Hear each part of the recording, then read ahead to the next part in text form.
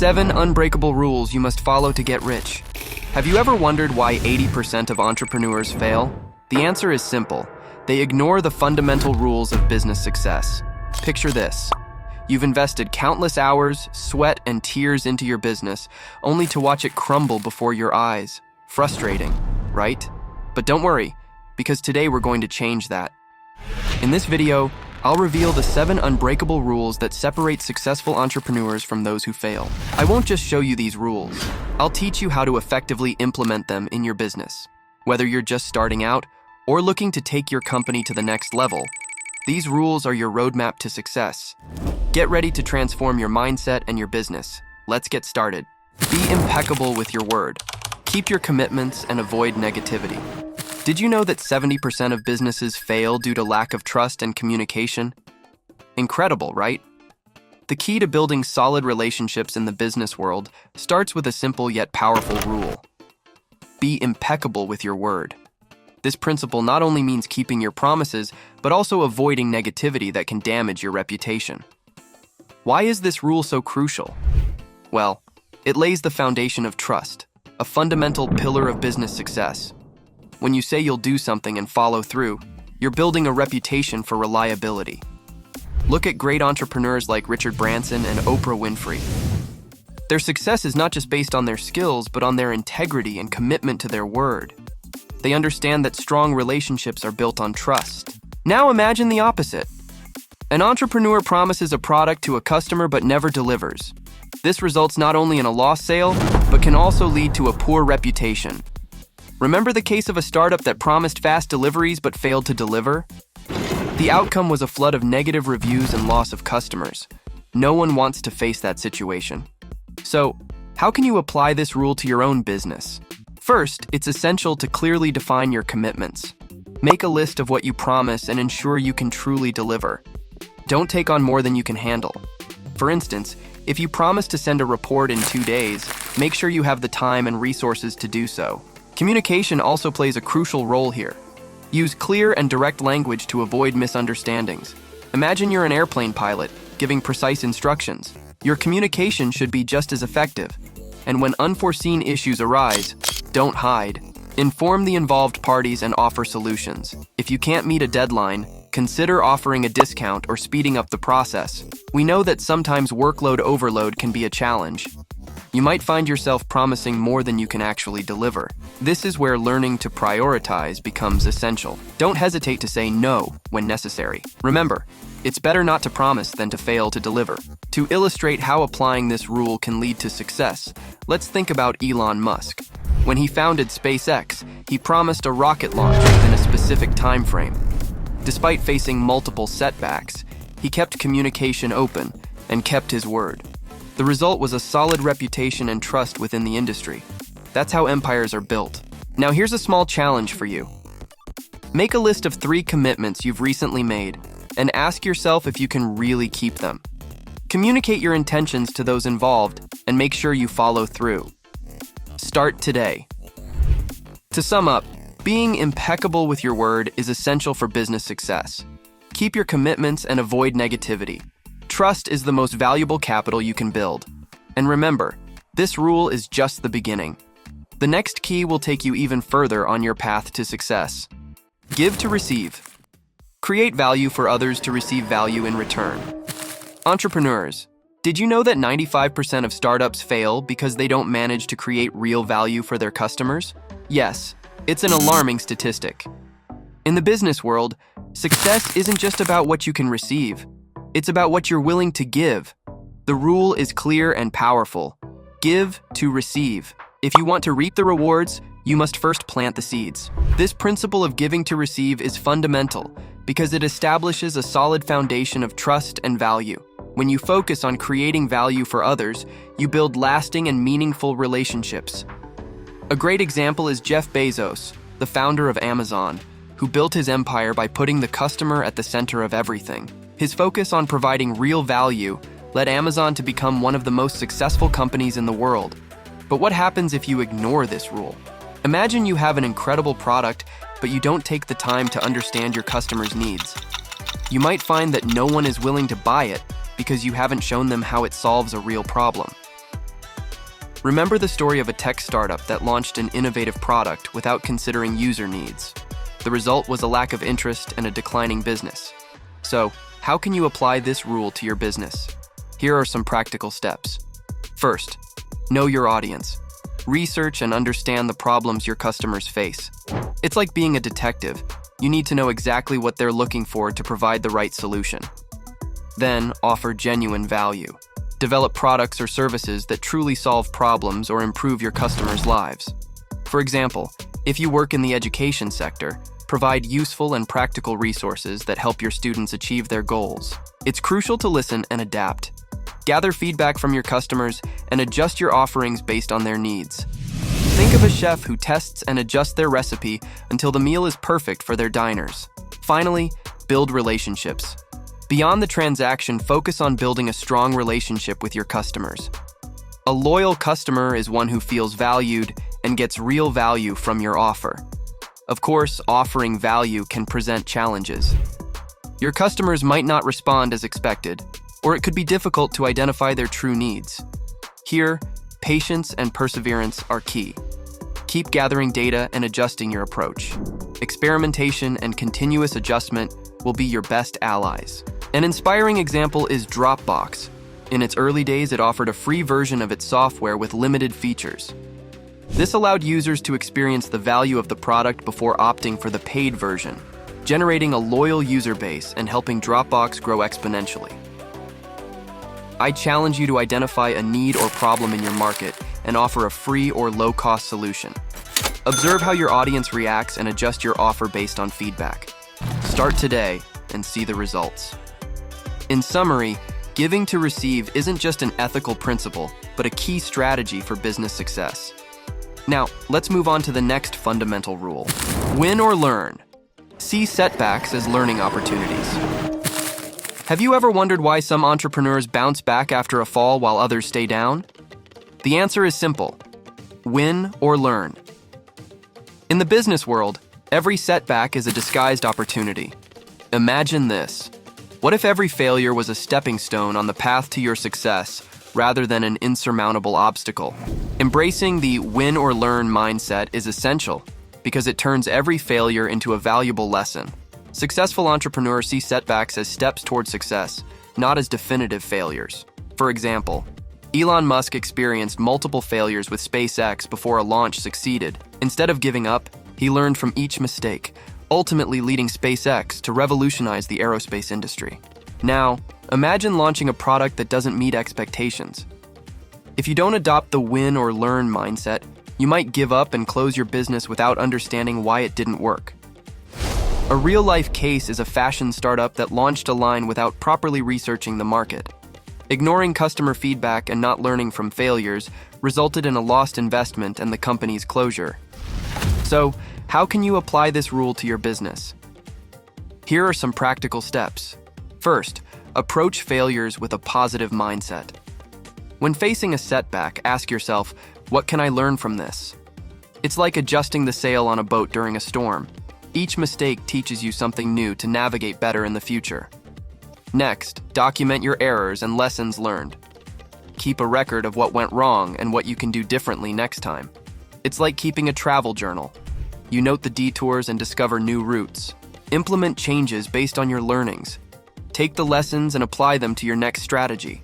If a marketing campaign didn't work, adjust your approach and try something new. As Thomas Edison said, "I have not failed. I've just found 10,000 ways that won't work." Also, share your learnings with your team. Open communication about mistakes and lessons learned strengthens the team and prevents repeated failures. Think of a football team reviewing plays after each game to improve performance. Of course, maintaining a positive attitude towards failure can be challenging. The key is to develop resilience and a growth mindset.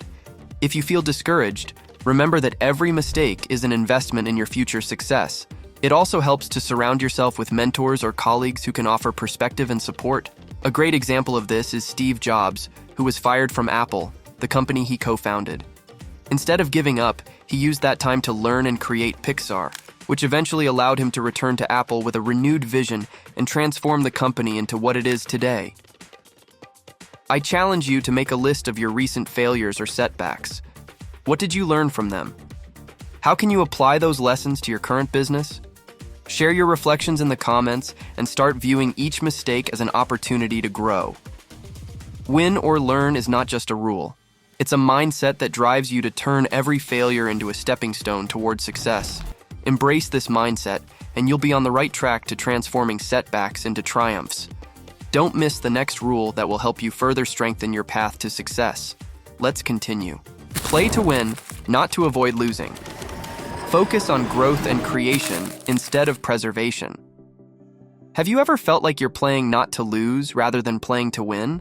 The difference between these approaches could be the key to your business success. Imagine this. What if, instead of merely protecting what you have, you boldly explored new opportunities and aimed for limitless growth? The rule of play to win, not to avoid losing, means shifting your mindset from preservation to expansion and growth. Instead of just maintaining what you've already achieved, focus on building and creating new opportunities. It's about risking for the possibility of significant rewards, rather than playing defensively to avoid minor losses. Adopting the play-to-win mindset is crucial because it drives innovation and progress. If you only focus on avoiding losses, you might miss out on valuable opportunities. Elon Musk is a prime example of this. He has risked large sums of money and faced tremendous challenges to advance in space technology and electric vehicles. His bold approach has led to significant breakthroughs and the ongoing success of SpaceX and Tesla. On the other hand, ignoring this rule can lead to stagnation. Imagine running a software company that only focuses on maintaining its current products without innovating. Eventually, competitors who are updating and creating new solutions will surpass you, leading to a decline in your market share and ultimately, the failure of your business. So, how can you implement this rule? Here are some practical steps. First, define your growth goals. Set ambitious targets that drive you forward. For example, if you run a restaurant, instead of just maintaining the current number of customers, set a goal to increase customer traffic by 25% over the next year. Next, invest in innovation. Allocate some of your resources to developing new products or services. Think of it as planting seeds for the future. Some may not bear fruit immediately, but eventually, they will bloom into significant opportunities. Take calculated risks. Don't be afraid to try new strategies or explore new markets. It's like a chess player sacrificing a piece to win the game. You must be willing to take risks to achieve great rewards. Additionally, foster a culture of growth. Encourage your team to think big and not settle for the status quo. Create an environment where failure is seen as a learning opportunity, not a mistake to avoid. Of course, one of the main challenges can be the fear of failure. To overcome it, change your perspective. Each calculated risk is a learning opportunity. Keep a contingency plan to mitigate potential losses and stay focused on your goals. A great example is Amazon. Jeff Bezos started Amazon as an online bookstore in his garage, but instead of settling for initial success, he constantly reinvested in new areas like cloud technology with AWS and global e-commerce. This play-to-win approach has turned Amazon into one of the most influential giants in the world. I challenge you to identify an area of your business where you could play to win instead of merely playing to avoid losing. Set an ambitious goal, plan how to achieve it, and start taking action today. Share your ideas in the comments and take the first step toward the growth you envision. Remember, play to win, not to avoid losing, drives you to seek growth and innovation. Leave behind the preservation mindset and leap into new opportunities. In the next section, we'll explore how this mindset relates to another crucial principle for business success, which is simple scales, complex fails. Keep your business model and offerings simple. Many startups fail due to the complexity of their business models. It's surprising, but the truth is that simplicity often leads to more success and scalability. Imagine you're building a powerful machine. Would you prefer one with many complicated parts that could fail, or one with a simple and efficient design? The rule of simple scales, complex fails emphasizes simplicity as the key to business success. Keeping your business model and offerings simple not only makes management easier, but also allows for more efficient scaling. Instead of complicating things with unnecessary features or convoluted processes, Focus on what's essential and do it well. Simplicity is crucial because it allows companies to quickly adapt to market changes and customer needs. Consider McDonald's. Its simple menu and standardized processes have allowed it to expand globally with consistent quality.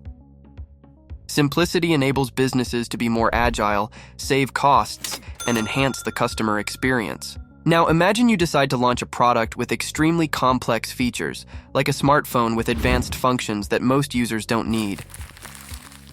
The result could be feature overload, increased costs, and a confusing experience for customers. This could lead to market failure, as seen with some tech startups that tried to be too innovative without considering simplicity. To implement this rule in your business, follow these steps. Define your value proposition. Clearly identify what problem your product or service solves and how it does so simply. For example, if you're selling a productivity app, focus on making task management easy and straightforward rather than including a multitude of features that might complicate its use. Simplify your offerings.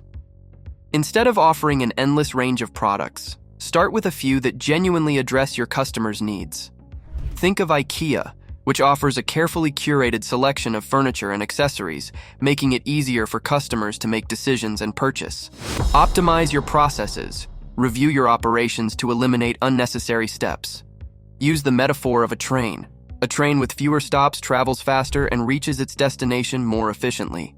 Simplify your processes to ensure your business operates smoothly and more quickly. Seek constant feedback.